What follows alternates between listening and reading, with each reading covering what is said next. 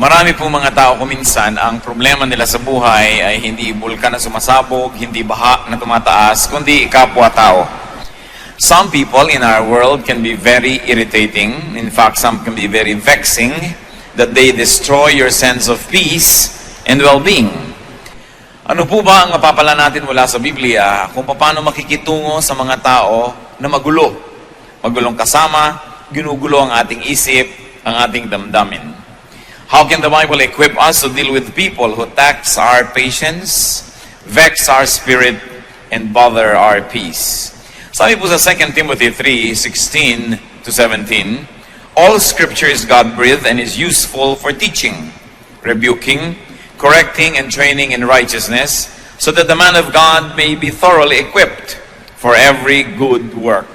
So ang salita ng Diyos ay sapat upang tayo turuan, ituwid, bigyan ng liwanag, at bigyan ng gabay sa lahat ng bahagi ng ating buhay.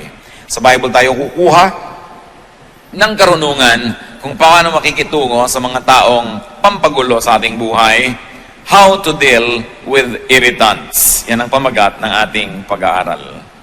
Salamat Amang Diyos dahil kami ay mayroon pang buhay sa araw na ito. Pinahiram mo pa kami na isang araw na buhay. Binigyan mo kami na ikakabuhay. At binigyan mo pa kami kuminsan ng mga magagandang nalalasap sa buhay na ito. Patawarin niyo po kami sa aming mga kasalanan, Ama. Lumalapit kami sa ngalan ng aming Panginoong Jesus, ang aming tagapagligtas, ang iyong anak, na iyong isinugo upang kami ay bigyan ng liwanag. Turuan niyo kami, Panginoon, na sa inyong salita, na tinipon, na preserve at ngayon aming pinag-aaralan, makahanap kami ng karunungan how to deal with vexing people, with people who can irritate us and take away our peace. Lead us, Father. At nawa sa amin mong pag-aaral ay makakita kami ng mga application.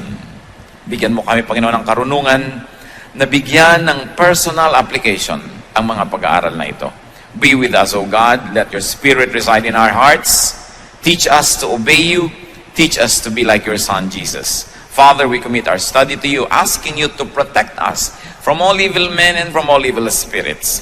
Lahat, Panginoon, ng mga masasamang espiritu, malilisyosong mga tao na nagbabalak ng masama laban sa iyong mga anak, na ngayon nagtitipon upang kayo sambahin, biguin ninyo, tapunan ng inyong liwanag, Panginoon, at tupukin ang kanilang mga masasamang balak laban sa iyong mga anak.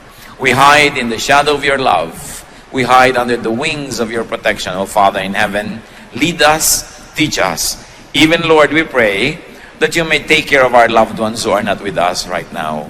Sila man ilalayo sa mga sakuna at pagpapalain. Sa ngalan ng Panginoong Hesus, ito pong aming dalangin. Amen. How to deal with irritants. Piliin po natin kung alin sa mga puntong ito ang bagay na i-apply natin sa buhay, kung sino ang dapat na pag-applyan ito, at kung paano. How do you deal with irritating people? Yung mga tao na ang inyong tahimik na pag-isip ay ginugulo, ang inyong direksyon ay inililigaw, mga tao na pagka pumapasok sa inyong buhay ay nawawalan kayo ng saya, ng sigla, at nagkakaroon kayo ng gulo. Avoid them. Napakahalaga na iwasan ang ganitong mga tao. Proverbs 4:14-15. Do not set foot on the path of the wicked or walk in the way of evil men. Avoid it. Do not travel on it. Turn from it and go on your way. At kung maiko-consider po natin na something not good but something evil, yung ginagawa ng mga irritating persons, then we should avoid their evil paths. Mabuti naman at maluwag naman ang mundo at marami naman tayong choices kung paano iiwas. At kung hindi natin maiwasan ang mga taong ito physically, kung minsan ay kasama natin sa opisina, kasama natin sa bahay, we can avoid them emotionally. We can avoid them spiritually. Na kahit katabi mo na ay hindi mo patulan, huwag kang sumali sa kanyang mga topics, huwag kang sumangkot sa kanyang mga usapin, at kayo man ay makakaiwas sa ganitong mga tao. That's why it is important to stop and to study people. Hindi lang natin pinag-aaralan ng isang mapa para huwag tayong maligaw. Hindi lang natin pinag-aaralan ng direksyon ng isang gamot o kaya isang produkto na binibili natin para magamit natin sa tama. Marapat na pag-aralan ang taong nakakalapit sa atin at nilalapitan natin. We should look at how they live. We should look at how people conduct their lives and listen to what they say. and listen to what people say about them. Kung minsan ay nakakapagsisi na may mga tao tayong nakikilala, nagsisi na ba kayo na may tao kayong pinapasok sa inyong buhay, na dapat sana'y tahimik ang inyong buhay kung hindi lang kayo nasangkot sa taong ito? Marami pong mga tao na nakakapagsisi na sila ay nakasama sa listahan ng ating mga kakilala, at nakilala nila tayo, nalaman nila kung saan tayo tatawagan, paano tayo pupuntahan, naliligalig nila ang ating buhay. Pag-aralan ang mga tao. Huwag tayong padadala sa kanilang mga kuminsan ay magagandang mga salita at kuminsan ay tama naman ang mga argumento, sapagkat hindi lahat ng tamang argumento ay dadalhin tayo sa tamang direksyon ng buhay. May mga tao na mahilig makipag-away. May point sila, tama sila, pero nasaksak naman. At ikaw ay katabi, nasaksak ka rin. Binaril, nabaril ka na rin. Tama nga ang point nitong ayaw suklian ng driver ng jeepney. Nakipag-away sa halagang 50 centimos, nadamay ka rin. Tama nga ang point ni ganito, tama nga ang gano'n, pero hindi po lahat ng tamang punto worth it na ipaggyera eh. Do not stop at every station. Do not take every argument. Do not go into every battle. Sapagkat napakaraming dapat na magbubuting gawin sa buhay, limitado ang ating oras at panahon, at pag inubos po natin ang ating oras at panahon sa mga gyerang hindi naman dapat, nawawalan tayo ng panahon para doon sa mga gyerang dapat nating pagtutukan ng pansin. May mga tao are very particular. They will always find fault. They will always criticize. They will always have something to say. Don't have anything to do with these people because they're always courting disaster. Kung ang pinakamatataas na puno ang siyang tinatamaan ng mga kidlat, yung mga taong mahilig magreklamo at gumawa ng gulo, ang tinatamaan ng mga bala. Kaya kailangan na hindi tayo laging sumasali sa kanilang buhay. Proverbs 20 verse 9, avoid a man who talks too much. At hindi sinasabi who talks too much lies, kahit totoo ang sinasabi ng isang tao, kahit may point, if he talks too much, sooner or later, he will make enemies.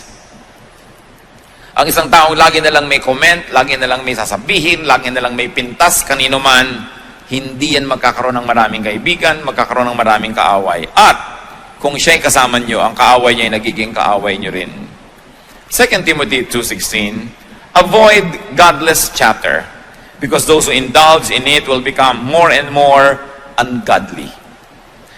Huwag daw na tayong sumasali sa mga hindi makadiyos sa mga usapin, kahit pa nga ang pinag-uusapan ay Diyos. Kahit pa nga ang pinag-uusapan ay theology, kahit pa nga ang pinag-uusapan ay may mga bagay na may kinalaman sa Biblia, kung ang mga nag-uusap-usap dito ay hindi naman talaga naghahanap lang ng katotohanan, kundi naghahanap ng gulo, naghahanap ng away, naghahanap ng babag, ay godless din yung chatter na yan. Tulad ng binabanggit sa Titus 3:9, which obviously is referring to religious talk. People who talk about religious issues. But avoid foolish controversies and genealogies and arguments and quarrels about the law, because these are unprofitable and useless. Law na yung pinag-uusapan, law of God, law of tradition, law of custom, law of the people. Sabi, huwag kayong sumali sa lahat ng mga kahangalang mga pagtatalo.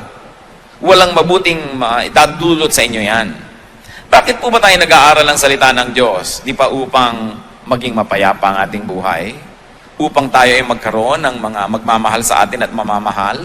Upang tayo ay patuloy na rumunong, hindi para maging marunong lamang at i-display ang dunong na yun, kundi para tayo ay maging maunawain sa mga mangmang, upang maging mapagpatawad tayo sa nagkakamali, at upang magkaroon tayo ng kagandahang asal, maging polite tayo, that our ways may be polished, our attitudes may be corrected, and our manners impeccable, or be made impeccable. But what happens when you argue on religious grounds and reasons, but you display bad behavior? That you only quarrel and fight. Tama nga halimbawa ang yung theology, pero ang behavior nyo, disobedient naman to authority. Tama nga halimbawa ang argumento mo ay pagpalagay ng tama, pero ang pamamaraan mo, nananaksa ka ng tao sa kanyang likuran. Wala kang utang na loob sa mga nakatulong sa'yo. Nagiging rebellious ka sa mga leaders mo. What's the point na natuto ka? Rebellion was the sin of Satan. Hindi natawag si Satan na ignorant dahil marami siyang alam. Hindi siya natawag na wrong ang kanyang mga approaches at ang kanyang mga premises, pero ang paraan niya, sinusuwag niya ang Diyos. Sinusuwag niya yung dapat sana iginagalang niya. At alam niyo po, even in religious circles, there are many people, natuto lang ng konti, susuwagin ang kanilang Bible study teacher. Umaaten ng Bible study, hindi naman para matuto, para i-display ang kanilang alam, ipahiya ang teacher, at pasikatin ang sarili. Umaaten ng mga churches, hindi upang magpasakop at mag-improve ang character, kundi upang maghanap ng babag, patunayang mas magaling siya kaysa sa preacher o sa pastor. Yan ang mga dapat na iniiwasang kausapin. Avoid foolish controversies. Hindi sapat na mayroong magandang argumento, pinag-uusapan, saan ito uuwi? Saan pupunta ang usapang ito? Magkakagulo ba ang mundo? Mag-aaway-away ang mga tao? Masisira ang mga magagandang relasyon? Even Paul said, our knowledge is imperfect and our prophecy is imperfect. Paano mo aawayin ng isang tao sa kanyang paniniwala kahapon? Maaaring ang paniwala niya ay mag-improve at maiba next week. Paano mo aawayin ng isang tao sa theology niya last month o last year? Sapagkat yung theology na yun ay dynamic, patuloy na, nahahasa, patuloy na fine-tune. Sabi ni Paul, our knowledge is imperfect and our prophecy is imperfect. But when the perfect comes, the imperfect will pass away. So bakit mo gigirahin yung imperfect kung imperfect man yun? Dahil kaya perfect ka at siya ay imperfect, kaya gusto mo siyang awayin. Kaya sabi, iwasan ninyo ang ganitong uri ng mga pakikipagtalo, mga pagdedebate tungkol sa salita ng Diyos, tungkol sa Biblia, tungkol sa mga doktrina, sapagkat napakaigsi ng buhay ng tao. At sino ang nakararating sa puntong alam na niya ang lahat para sabihin niyang, ang paniniwala ko lang ang tama at ang paniniwala mo ay mali. Mahalaga na may paniniwala tayo. Mahalaga na may direksyon ang ating paniniwalaan. Subalit wala dapat maging palalo na mag-isip na alam na niya ang lahat ng tama. Therefore, dapat na siyang makipag-away sa mga taong hindi ganon ang kanilang mga pananalig. The Bible itself says, avoid foolish controversies. So avoid people who always and often get into trouble. Avoid people who always get into quarrels, who are in... Ipinagluksa niya yung kalaban natin na naman napatay natin. So mamabutihin pa niya na tayo ang mapatay ng anak niya na lumalaban sa kanya dahil ipinagluksa. True or not, valid or not, sumama ang loob ng kanyang mga hukbo at kinriticize ni Joab ang kanyang hari na si David. That kind of criticism was valid because the point being raised by these people was valid also. So what's important? Listen, study, and observe everything. Tingnan natin. Bukas ang ating mata. Sabi mo, itong kasama ko na to, saan niya ako dadalhin? Itong kaibigan ko na ito, itong groupmate ko na ito, itong aking kabarkadang ito, saan niya ako dadalhin? No? Observe anything. Matthew 24:32, now learn this lesson from the fig tree. As soon as his twigs get tender and his leaves come out, you know that summer is near. So pati mga ginagawa ng isang halaman, lumalabas ba ang dahon niya o hindi, ay dapat bantayan sapagkat ay maraming kahulugan at maraming relevance sa buhay ng tao. Kaya dapat inoobserbahan. At kung halaman na hindi naman niya kaya maglakad, ay inoobserbahan lalo ang tao na pwede maglakad, pwede magbuhat ng kanyang kamay laban sa inyo, pwede mag-convince sa inyo, dadaling kayo sa mali. Obserbahan lagi ang isang tao. Hindi lahat ng tao na napagkatiwalaan na natin ay patuloy na dapat pagtiwalaan. Kahit sa mga organisasyon. Maraming mga tao magsisimula, malinis ang hangarin, malinis ang gawa, malinis ang pamamaraan. Subalit oras na siya ay napagkatiwalaan na, di man niya balak nung una na maging marumi, sapagkat pinagkakatiwalaan na hindi na siya naitutuwid, hindi na siya nababantayan, hindi na siya na-check, nagsisimula na siya ngayong maging marumi. At hindi natin alam na yung palang taong ito na pinagtiwalaan natin nung araw dahil malinis ang pamamaraan ay ubod na pala niya ng dumi, pero patuloy pa rin natin pinagtitiwalaan dahil sinusukat niya doon sa dati na nating nalaman noon pa na nagbago na palang matagal na at hindi na pala siya yon. Kaya pati ang pinagtitiwalaan natin ay patuloy nating nire-review kung dapat pagtiwalaan, anong degree ng pagtitiwala ang dapat. Kaya nakikita niyo kung yung mga corruption sa mga opisina, corruption sa mga pamahalaan, corruption sa negosyo, corruption kahit saan. Nung una, wala naman eh. Nagtiwala ka na ng tiwala sa iyong katiwala, yung pala naging katiwaldas na. Nagkatiwala ka na ng tiwala sa inyong bantay, naging bantay sa lakay na pala ito. Sapagkat ang tao ay pwede magbago. At ang isang nakakalungkot, pati ang Diyos nung tinignan niya ang mundo, nung simula sa Genesis, ay nalungkot siya. Sabi niya, ba't nga ba ang mga taong ito ay nalikha pa? Wala na silang alam, wala na silang inimbento, kundi mga kaguluhan at mga kasalanan at mga karumihan. Bata man at hindi nyo bantayan ng lagi. Sa unay tama ang ginagawa niyan, pero pag nalaman niya hindi nyo binabantayan at may ginagawa siyang isang kabalbalan, tapos ay hindi siya naitutuwid at napapalo, gagawin niya ng gagawin hanggang palalayan ng palala. Isa mang kahera na hindi ino-audit, sa unang araw ay malinis, sa pangalang araw, sa pangatlong araw, pag nakakasampung araw na yun, o 10 buwan na hindi ino-audit, ang dami na pala niya na ginagawang hokus-pokus, debit, credit, kupit ang nangyayari. Kaya ang mga tao, mga kapatid, lagi nating chinecheck. Kahit asawa, okay, naniwala na ako nang naniwala sa kanyang pasya dahil ang track record laging tama. Pero ito bang magiging pasya na niya na ito ay tama? Dapat ko pa rin reviewin. Hindi tayo dapat na mawalan ng pagbabantay. Because the devil prowls around like a roaring lion seeking someone to devour. Nag-aantay ng pagkakataon. Tatandaan natin ang mga problema ay hindi laging nandun sa simula. Subalit sa ating pagwawalang bahala, lumalaki ang mga yon. So review, what is the effect on you of the people around you? Anong effect ng inyong kaibigan, ng inyong kabarkada, ng inyong mahal sa buhay? Proverbs 24:32, I applied my heart to what I observed and learned a lesson from what I saw. Kumisan ang nakakalungkot, maraming mga tao habang sila ay nasa poder ng magulang, ang dami nilang reklamo tungkol sa kanilang magulang. Hindi sila natutuwa sa ugali ng magulang nila. Ang magulang nila ay masungit, ang magulang nila ay maramot, ang magulang nila ay ganito, ang magulang nila ay ganon. Pero, nung naging mga magulang na, ganon din sila. Inuulit lang nila ang mga kamalian ng mga magulang nilang dati nilang tunutuligsa nung sila yung mga anak na nagdurusa. Because we never learn from what we see. Because we never learn from the mistakes of people around us. That's why it is important to be observant. And the Bible is light on our path that says, don't walk this way, walk here, walk that way. Nakikita na natin napakaraming mga nangyari sa mga taong gumawa ng ganito, ang naging bunga ay ganun, tapos ganun pa rin ang gagawin natin, hindi ganun din ang magiging bunga. Observe. What else do you do with people who irritate you? Well, ignore them. Especially if their issue, their concern, especially if they do not pose imminent danger or real threat to life, to safety, to property, or to your well-being. Kung dal-dal-dal-dal na lang, hayaan nyo na, palampasin nyo na, ang chismis ay namamatay pagka hindi sinasagot. Humahaba lang yan pag sinagot nyo. Parang tennis, nagpukol sa inyo ng bola, hindi nyo naman pinalo pabalik, di walang babalik. Magpupukol uli yan, hindi nyo uli pinalo, hanggang naubos na yung bola niya, tama na. Pero habang pinapalo niya, ibabalik niya, pinapalo niyo, binabalik niya, ang tagal ng laro. At ganon ang mga away. May sasabihin si ganon, magko-comment ka, makakarating naman sa kanya, ko-comment siya, hindi na matapos-tapos. Ignore them, especially if they do not pose real threat. 1 Corinthians 6:7, the very fact that you have lawsuits among you means you have been completely defeated already. Why not rather be wronged? Why not rather be cheated?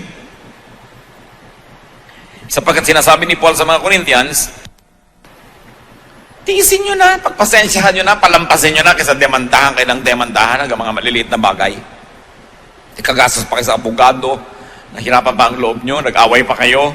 Pero hindi po universal itong teaching na ito. Paul was addressing a very specific group of people concerning very specific problems. Hindi ibig sabihin na lahat ng Kristiyano sa lahat ng panahon, sa lahat ng lugar, hindi na pwede magdemanda ng kapwa Kristiyano.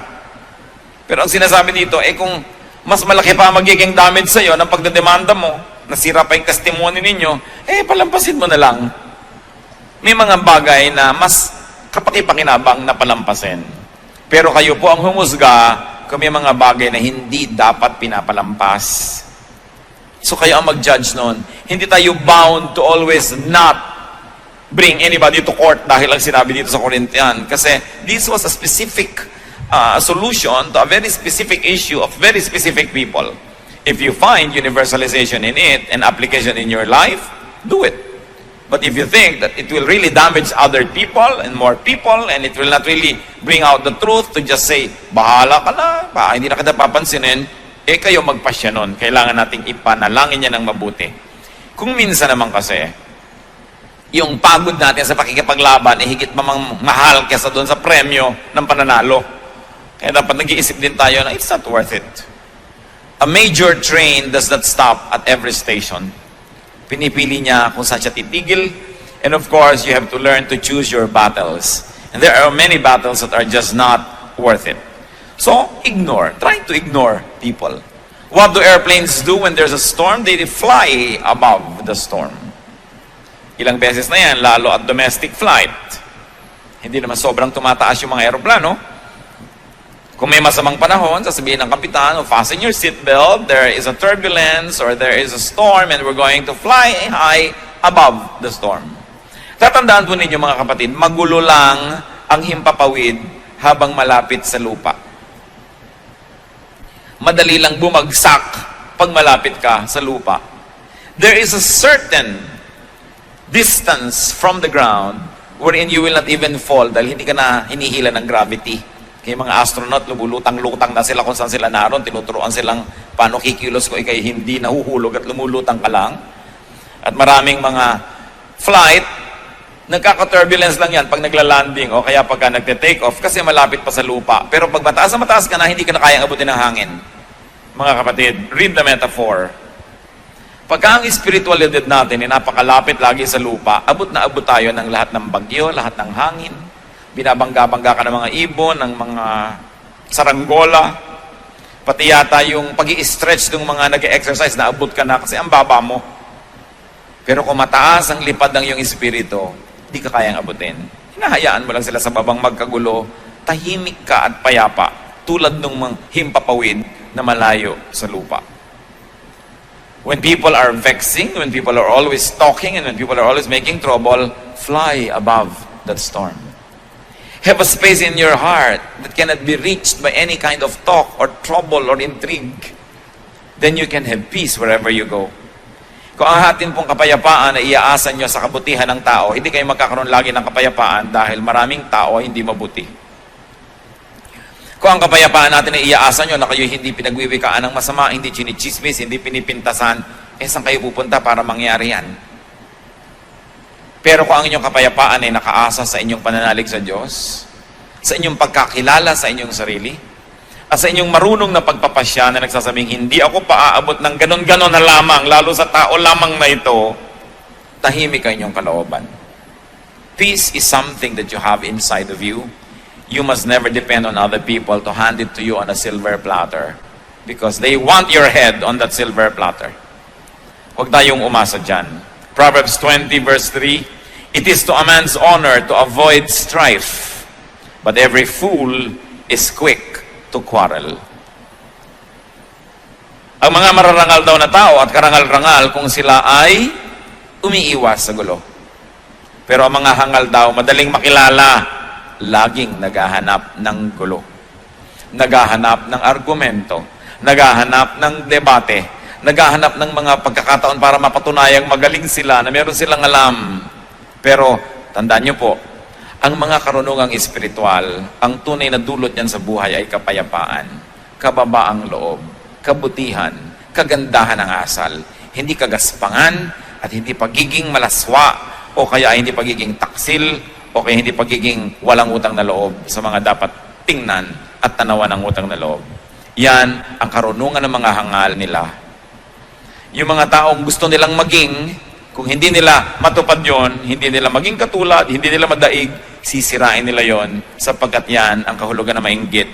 You want to destroy anything that is beautiful.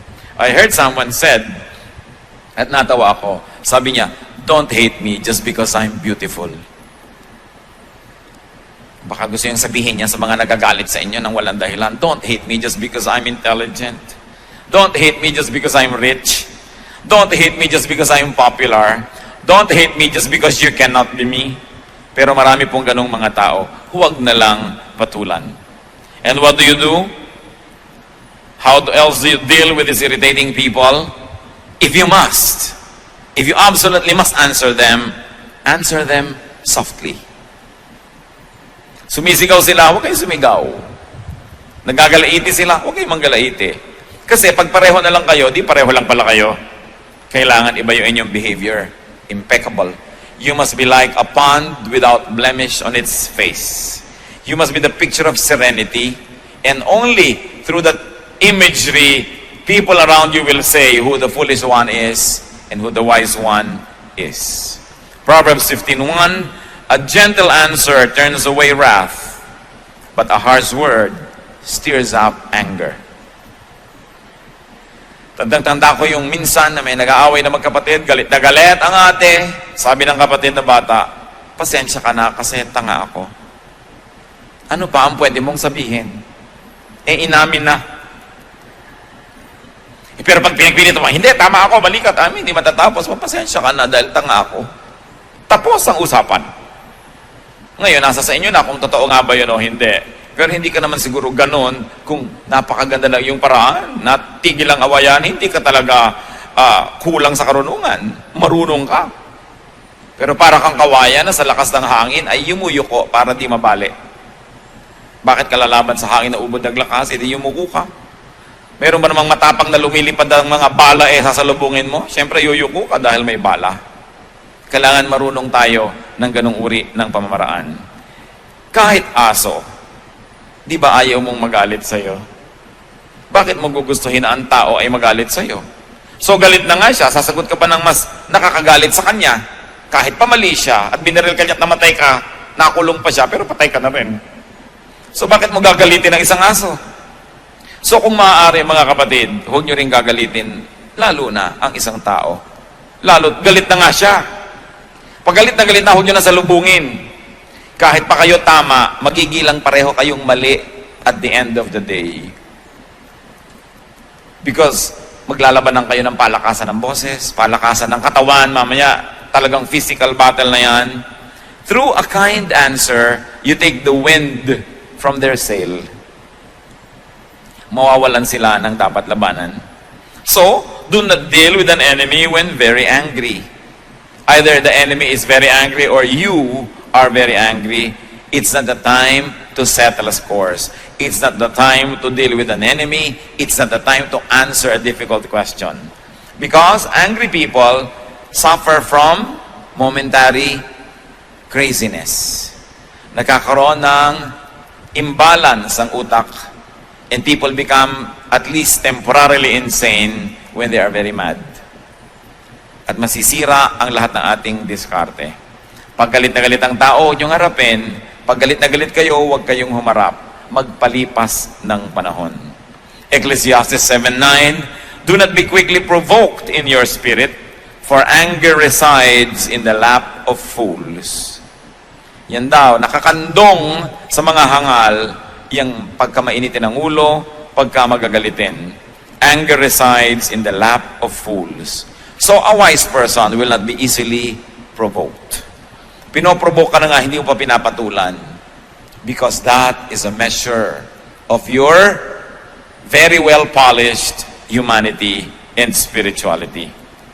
At kung minsan ginawang ka ng masama, dahil pinatulan mo at masama na rin ang iyong ginawa, nauna siya, nahuli ka, ang nakakalungkot nun, ikaw pa ngayon na nagsosorry. Naman kayo, sobrang malulugi, bigyan nyo na. Matahimik. Kasi kung minsan mas mahal pa yung lumalabang kayo, bigyan nyo na. Romans 12:30, if your enemy is hungry, feed him.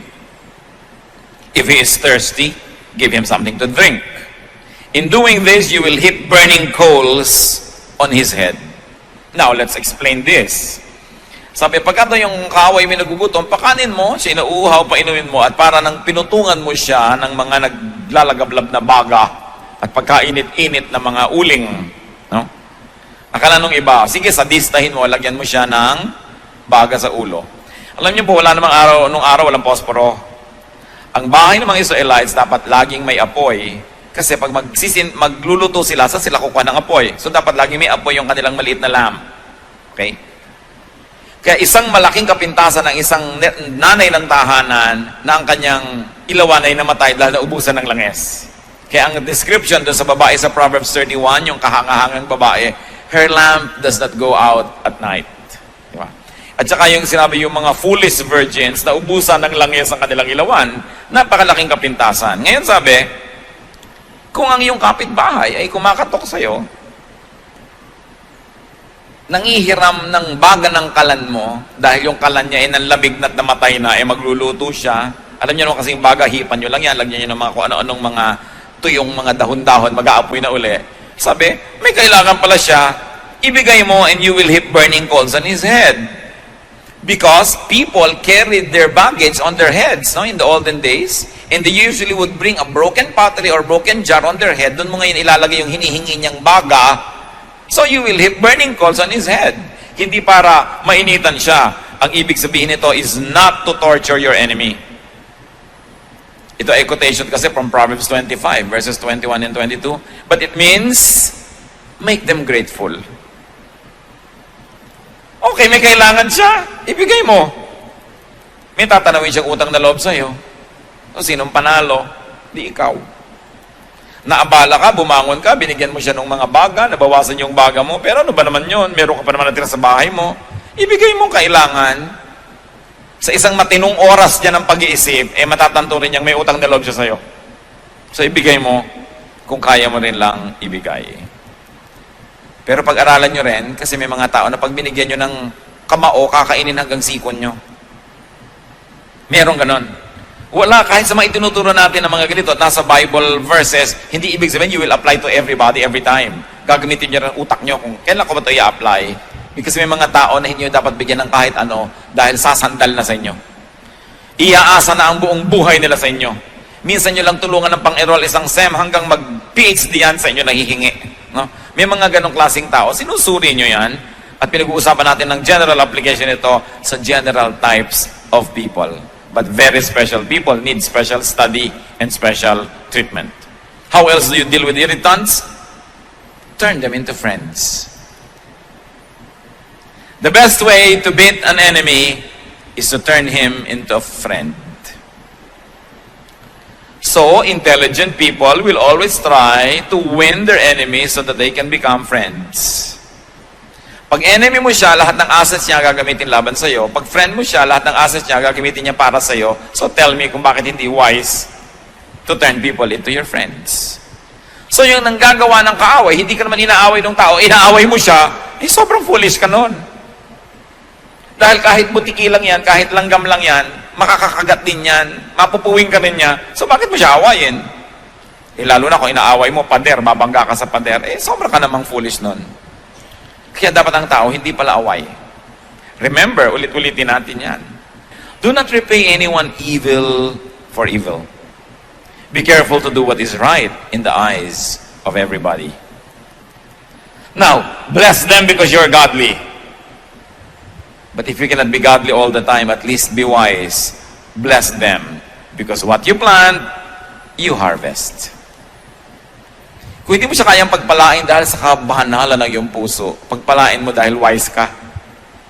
Dahil sinasabi sa Bible, Galatians 6:7, a man reaps what he sows.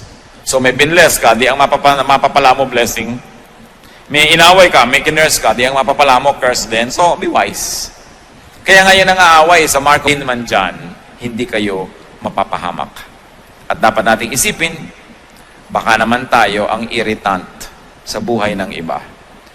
Magdamag na natin pinag-usapan kung paano tayo ginugulo ng iba, baka naman tayo nakakagulo rin sa ating kapwa. Aming Diyos, siyasatin niyo po kami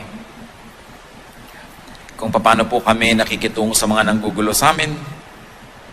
At lalong-lalo, siyasatin mo kami kung kami ang nakakagulo sa iba. Tendency na namin, Panginoon, na laging sisihin ng iba kaysa sa sarili namin. Ibunto ng lahat ng sisi sa bakura ng iba kaysa akuin namin yung mga dapat naming akuin. Siyasatin niyo po kami, ipakita niyo sa amin kung kami may nakakainis. May ugali ba kami na nakakagulo, kakasira sa iba? O kaya naman, Panginoon, kung kami talaga ang laging ginugulo, ituro mo sa amin how to deal with them. Magbulay-bulay tayo mga kapatid, yumuko sa presensya ng Diyos. Marapat na gawin tuwing nakakarinig tayo ng magagandang salita mula sa Biblia, ay yumuko, manalangin, humingi sa Diyos. ng karunungan kung aanhin natin ang mga napagdidinig natin ito. Humingi sa Panginoong Diyos ng kakayahan na ito'y i-apply sa ating buhay at